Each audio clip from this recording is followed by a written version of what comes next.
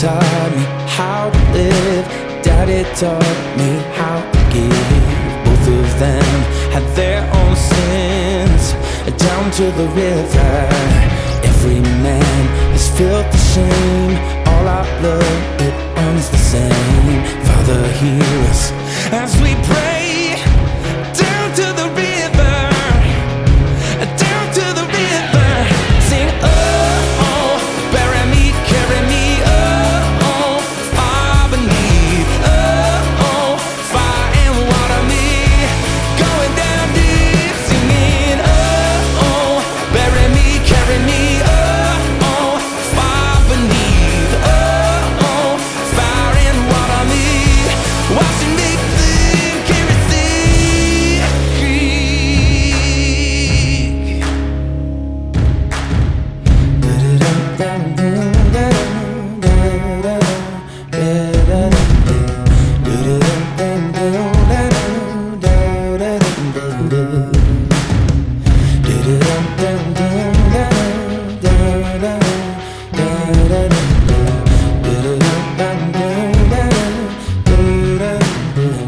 Hi, welcome to the Cryptid Wilderness Research Podcast. I am CWR team member Daniel Becker up here in Anchorage, Alaska, staring into the Arctic abyss. Joining me, as always, from Quincy, Washington, Matt Slater. Hello. Matt, how are you?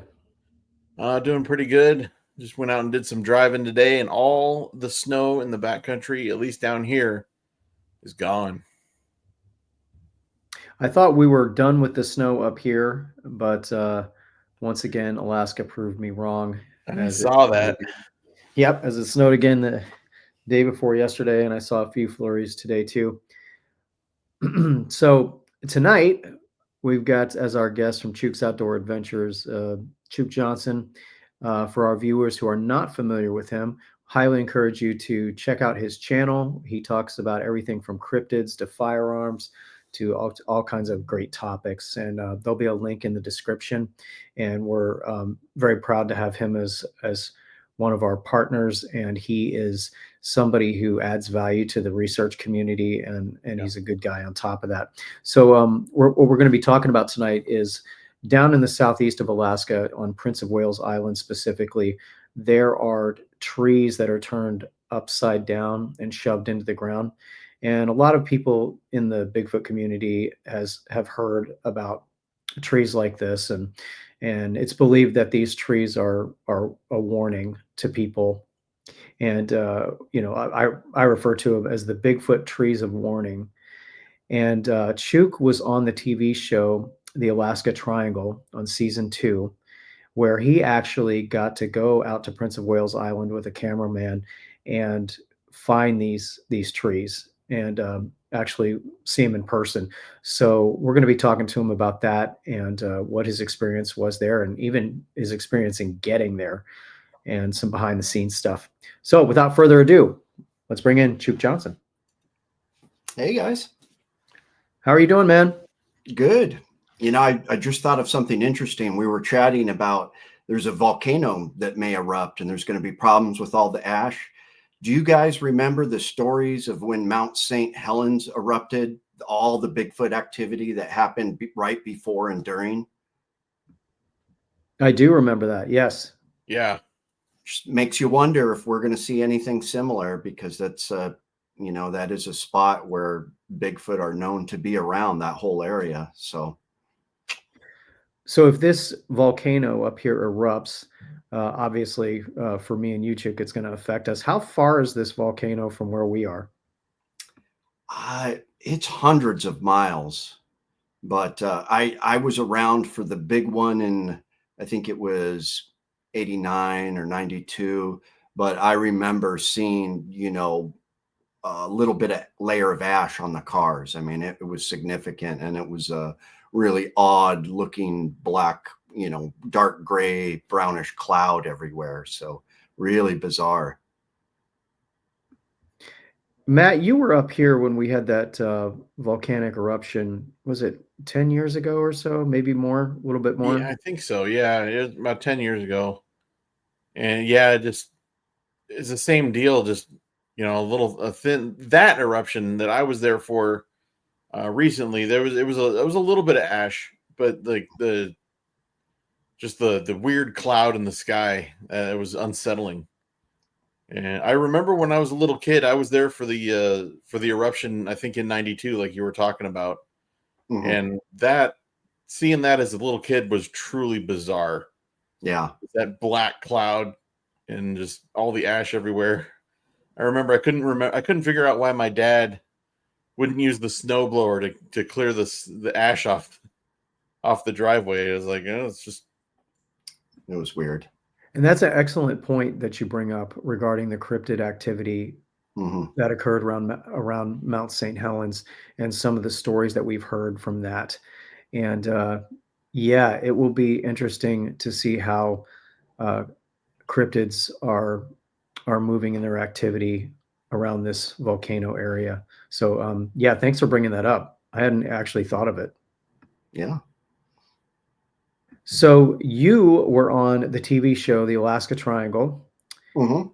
and as part of this TV show, you got to travel out to Prince of Wales Island, which is in Southeast Alaska, and you actually got to personally visit the Bigfoot trees of warning, the upside down trees that are shoved into the ground. Uh, tell us about first. Tell us about the how you get there, how you get to Prince of Wales Island, and then I this on the search to find these trees. Okay, yeah. Well, it's a beautiful area. I love all of Southeast. So Southeast Alaska is known as the Panhandle, and I guess if this is Alaska, it's that part down here next to British Columbia. So it's much warmer. It's a rainforest environment. So um, that was the first time I had been. Well, no, I hadn't been to Prince of Wales Island, but I've been to Ketchikan before on a fishing boat. So I love Sitka, Juneau, I really like, and Ketchikan, just beautiful areas. So I flew to Ketchikan, and actually it was bizarre. Sometimes they call it the milk run. It was cheaper for them to fly me from Anchorage all the way down to Seattle and then up to Juneau and then to Ketchikan, which was didn't make any sense. But I had a nice lunch at the Seattle airport, so that was nice. Right. And so Ketchikan is this beautiful city it's just a teeny town, a rural town on this rainforest, coastal area, just built on the side of a mountain and really steep roads. And I had to take a ferry. So it was really cool because it wasn't a big film crew. It was me and one cameraman, and he was an Alaska guy.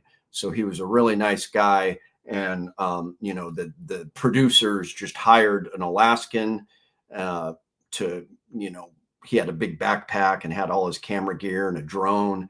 And then they hired me, and it was just the two of us. So we got a rental car in Ketchikan. We got on the ferry, and then it was like, I don't know. I want to say it was about an hour and a half, 2 hour, maybe 3 hours ferry cruise to Prince of Wales Island. And so I think you've got Cake and Klawock, and there's a handful of little communities, and it's just this beautiful mountainous coastal island with massive trees. And the terrain was just so insane. It was so thick with foliage that you didn't know if you stepped off the road and took a couple steps, you could fall 10 feet because you couldn't see anything. And there was like big crevasses and holes and, all this deadfall, ferns everywhere, very green. And then we were just on this road system between these little towns and villages, I guess they would be. And we got permission from the tribe to check it out. I believe it was a place called Klawock Mountain where these trees are. I could be wrong, but I think that's where it was. And we had like a basic map that somebody had kind of hand drawn and just verbal directions. Like we talked to a couple elders and they just said, oh yeah, it's around that milepost. And then you'll see the trailhead and just go up and you'll find them. So there was no signs. We were just lost and we were kind of guessing. We figured we found the right trailhead because it was next to a stream, and no signs at the trailhead. We just parked and we just started hiking up this trail. So it was an adventure for sure. Now, is this island bear infested as well? Yes, very big bears. And that was probably one of the craziest stories an elder personally told me. Because I'm always curious about that. Do the Bigfoot fight the bears, or which one is scared of which one?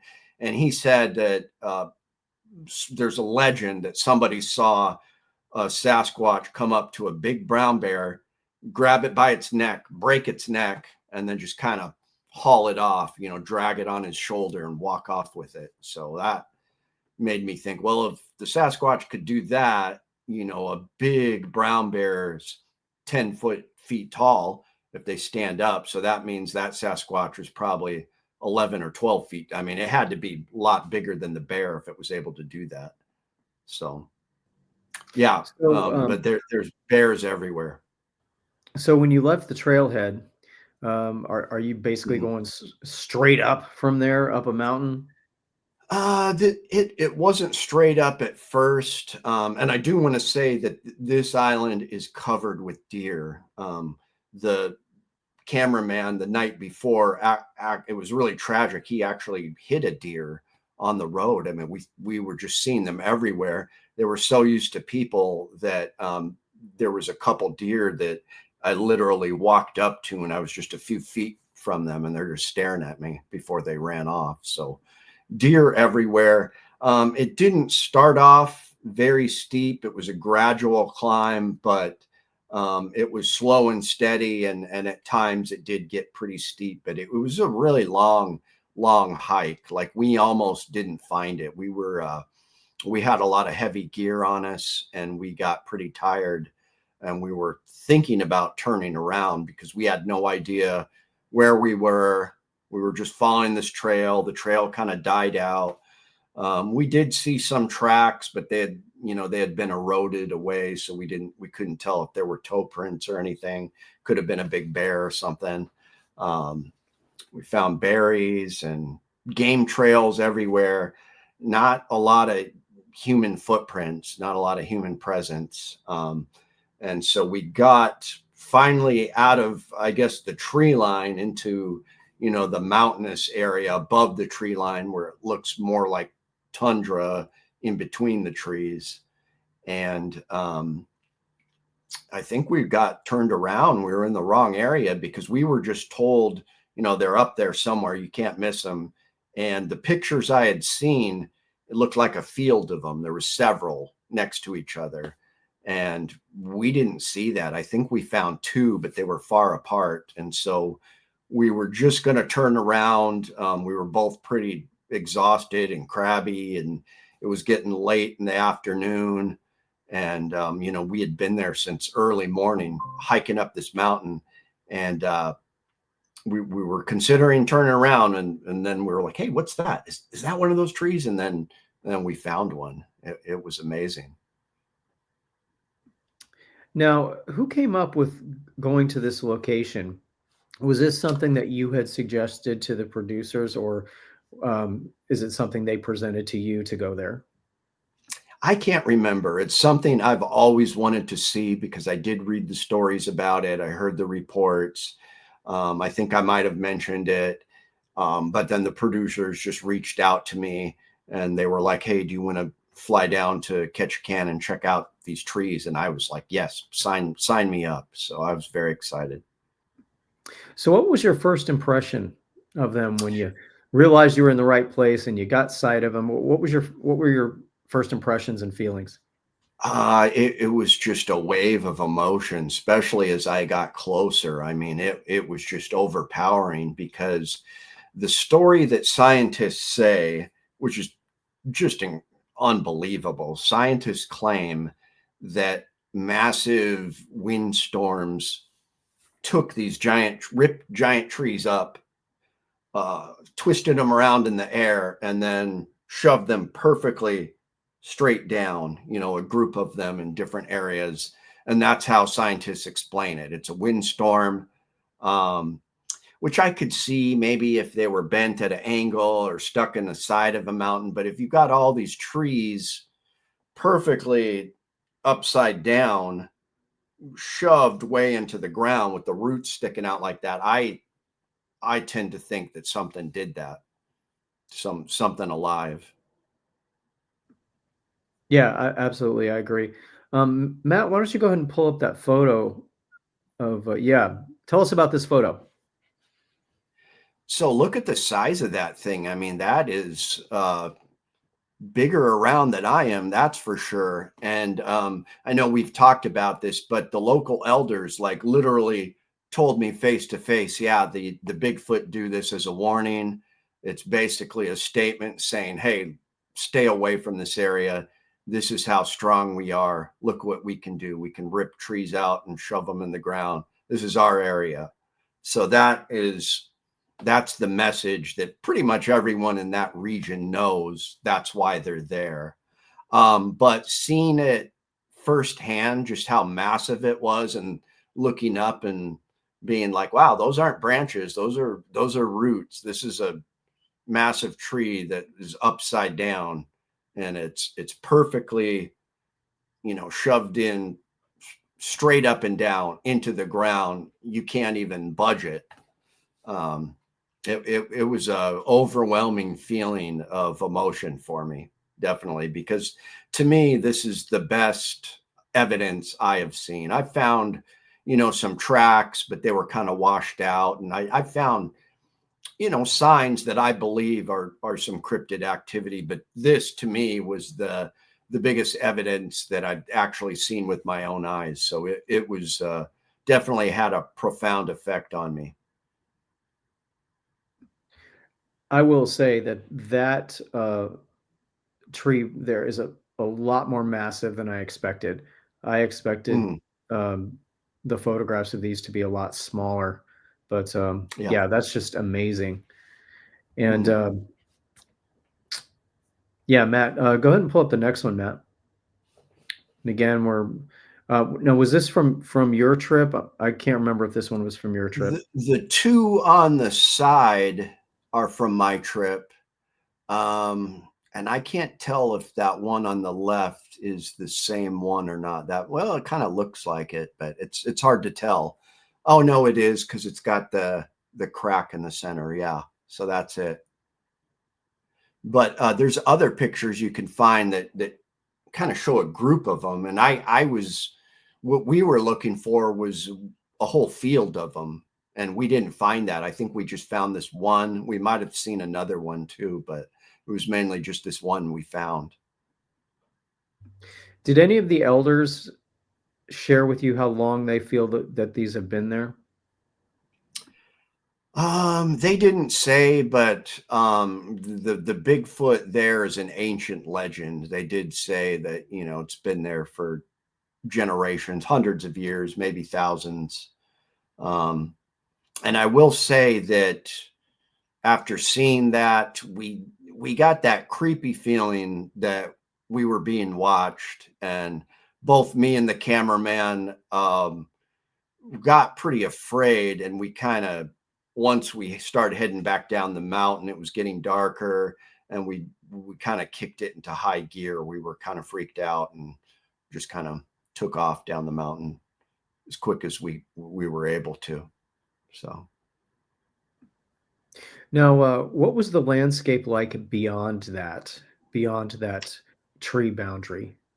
I guess we were kind of in the transition period where it's going from trees to more spread out tundra type looking, ground. We hadn't really got to the top of the mountain yet. We were getting close, maybe we were 2/3 of the way up, but it was pretty rough. I mean, there was a basic trail. What it is there's old logging roads that have been abandoned for, I don't know, 50 years or something, that are kind of overgrown, but you could still kind of make them out.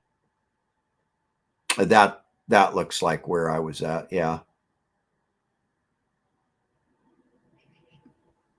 So it seems like the theories around the Bigfoot community, the general consensus is exactly what you were told by Hmm. the locals there, that these are trees of warning.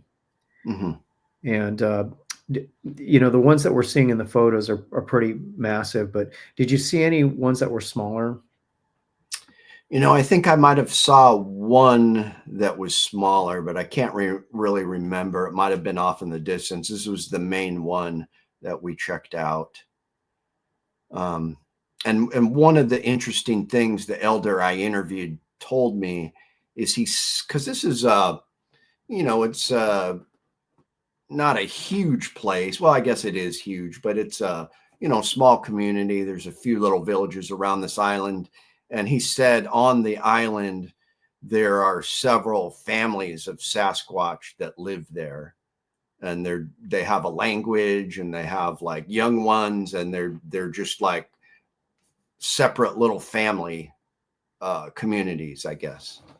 So I thought that was interesting, just that they had like these separate family communities. Yeah, that's extremely interesting. So in the vicinity of these trees, did you come across any animal bones or anything like that? No, we didn't see anything like that. And it's interesting that there's so many mice and stuff like that. The mice will even eat like moose antlers and deer antlers. Like they just once something dies, like everything just descends on it, and it gets eaten up pretty quickly. Um, but we didn't see any animal bones around it. So you mentioned having that feeling of being watched, and for Hmm. those of us researchers, that is something that we do encounter. Um, did you happen to hear any activity in the woods? Maybe something pacing you guys, or did you Yeah, notice we things going did. silent? Yeah, on the way down, we did hear like a snap here and there, like a branch snapping or something. Nothing that was really close, or we didn't see anything being thrown or anything, but we did hear some sounds, and it just kind of scared us even more, and we just kind of quickened the pace. But yeah, it was definitely an odd feeling. So before I throw the ball over to Matt, Mhm. did you guys get to do any nighttime activity there? We did not a whole lot, just because the forest was so thick, but we did set up a trail cam, and I think we caught some pictures of some deer. But the one interesting thing, it's kind of like one of the stories you had, is that the trail cam was set up pretty high. Um, Something had moved it, like how they're on that little line. It's on like a ribbon of string, sort of. Yeah. Something had grabbed the trail can and kind of moved it. It was moved pretty significantly when we found it the next morning. We didn't see any, pictures of anything, but we did kind of get one picture that was blurred out, like it, was in the middle of moving. So it was just kind of odd. Like there's the theory that they can sense the cameras or the IR light or something that's coming out of them. So, So this site is one of the sites that, as a researcher, I consider one of the Bigfoot holy sites. You know, mhm, we've heard about it, but very seldom do we get to meet somebody who's actually been there, just because it's mhm, hard to get to for yeah, researchers in the lower 48, obviously. But yeah, absolutely fascinating. And I think it's awesome that you got to go out there and actually see it firsthand as a researcher. yeah. And yeah, I think it's amazing. Let's throw the ball over to Matt in Quincy, Washington. Yeah, it's got those some pictures there, a couple of examples, and then the two photos where you were actually there. Mhm, And man, I'd love to get down there to see that too. And just the sheer power yeah, that a creature would have to pick something like that up and drive it into the ground. I don't know how I would react if I actually saw it in person. I'd be scared out of my mind, I think. especially when I started hearing tree limbs snapping in the background. You guys Yeah. are super brave to go out there. And when you're looking at it, I started thinking of, okay, a hurricane or a massive windstorm, sometimes trees get pulled up, but it's usually they get pulled halfway up and then they're on their side, and it makes that big cave thing that animals will go in sometimes. Yeah. I couldn't imagine, like, it would have to be the biggest tornado in the world or something to rip it up. And then what would make it go, perfectly perpendicular? It doesn't make any sense to me that that's how they explain it. It's just, I don't think that's possible. Yeah. There's plenty of video out there. You can look at the damage assessment from even an EF5 tornado. Mhm. And they don't pick trees up and then stick them straight back in the ground. They pick them up and they blow them apart, or they throw them. Yeah. It's not going to pick it up and drive it straight back in the ground. No, no. Yeah. So it was just really odd to see it. Wow, this thing isn't budging. Something like really drove that deep into the ground. It's just so eerie and bizarre, kind of. It definitely is, Yeah. Gave you a profound feeling looking at that. And then to couple the imagery of being there, seeing that, and having the knowledge from talking to the tribal elders from the Mhm. island and having the whole backstory about it, Yeah. that's got to give you chills.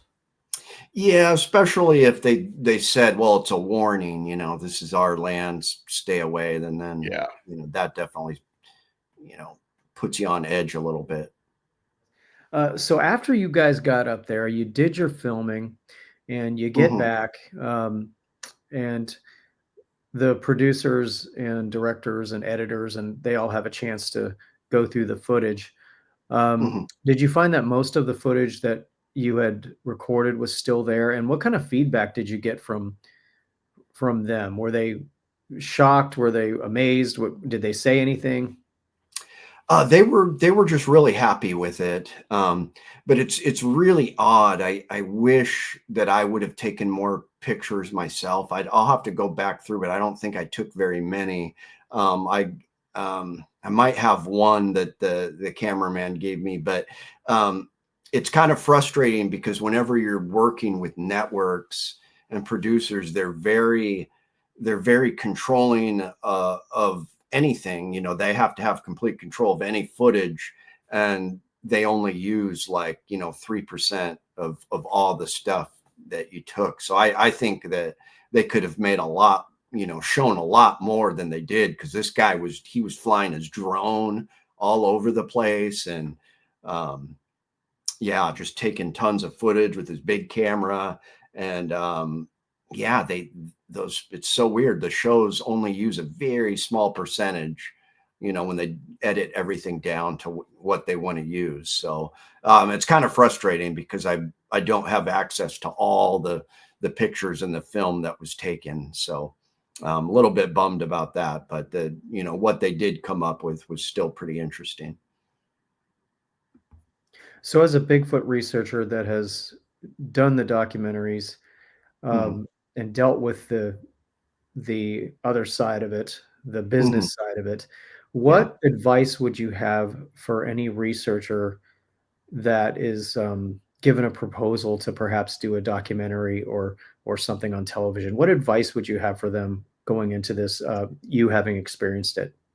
I just say be careful what you sign, and document a lot of stuff yourself. And if you can, just start up, from the ground up. Just do your own investigations, start a YouTube channel, or something on social media, and just make your own film if possible. Then you have control over everything, and people can't just cut something amazing out because they want to. So that's probably what I'd say. Copy that. Do you ever plan on going back out there again? Do you have any immediate plans to do that? I would love to. No immediate plans. I typically go to Juneau to go on like hunting trips over on Admiralty Island, which I like because that whole area is just, it all looks so similar. It's so amazing and beautiful. So It's been a few years, but I typically go to Juneau every few years, so I'll probably go to that area before I go back to Prince of Wales Island. But I'm not going to totally narrow that out. That would be amazing. I'd love to return someday.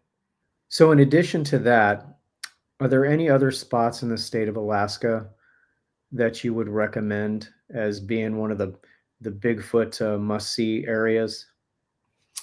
Um, Definitely the Kenai Peninsula is a hot spot. Anywhere rural, anywhere that you have to get to by boat or airplane that's off the road system is going to be a hot spot. There's legends in every region. Um, Definitely the Kenai Peninsula, especially when you get off the road system. I have read that there are the upside down trees in the Matsu Valley, and I know we plan on kind of researching that a little bit. So that's something that I'm interested in because that's closer to where I'm at. But yeah, the interior is just really wild. Anytime you get really far north is a hot spot. And that's the thing. We've got such a small population in Alaska, and there's just so much land that there's just a lot to explore here. You could spend your whole life exploring and you'd never hit all the spots. So While you were out on Prince of Wales Island, did you get to talk to anybody who had had a personal encounter? um yes. We talked to a couple people, kind of old timers, who were they just kind of had the classic. I don't remember the exact thing, but it was just extremely big. The Sasquatch there are like 9 feet tall plus, and just very big, brown hair, shaggy, and just something you wouldn't want to mess with. But I don't remember the exact stories, but we were interviewing people. The one that stood out is the elder that told me the case of the Bigfoot grabbing that grizzly bear and snapping its neck and walking off with it. That was pretty profound for me. That was intense. So, Matt, when you lived up here in Alaska, did you ever get down to that section of the state? Myself, no. Unfortunately, I never had a chance to go down to Southeast to actually stay there and really check it out. We went through there on the ferry when we were going from Haines to, I think, Prince Rupert all the way through, and we went down the inside passage, and it is, like you're saying, it's impenetrably dense forest, but it is just absolutely beautiful. Mm-hmm. So, Chuke Johnson from Chuke's Outdoor Adventures, Mm-hmm. thank you so much for sharing that Yeah. experience with us and giving us that firsthand account. Yeah. Because, like I said, as researchers, we've heard about this place, but Mhm. we seldom get to meet and talk with somebody who's actually been on site and had the opportunity to personally inspect this great thing. So, yeah, what a story! What a great experience you had. Absolutely. Well, I look forward to doing more investigations with you, and hopefully we'll find some of those trees in this area too, or at least something interesting. So we're going to keep searching. Yes, we got a good lead. So we're definitely gonna have to follow up on it. And I know, Matt, you've seen the map that we're talking about and helped out a little bit on Yep. interpreting that. So because it looked very confusing to me at first, and then I appreciate the little bit of work you did on it. So all right, well, for our viewers, make sure you check out Chuke's channel, which is Chuke's Outdoor Adventures on YouTube. There'll be a link in the description. You'll find all kinds of great content, from cryptids to firearms to outdoor stuff galore. So he's got a great channel, so make sure you tune in and check it out. Chuke, thanks again. All right. Matt Slater in Quincy, Washington, as always, thanks for your help and input. And we will see you next week.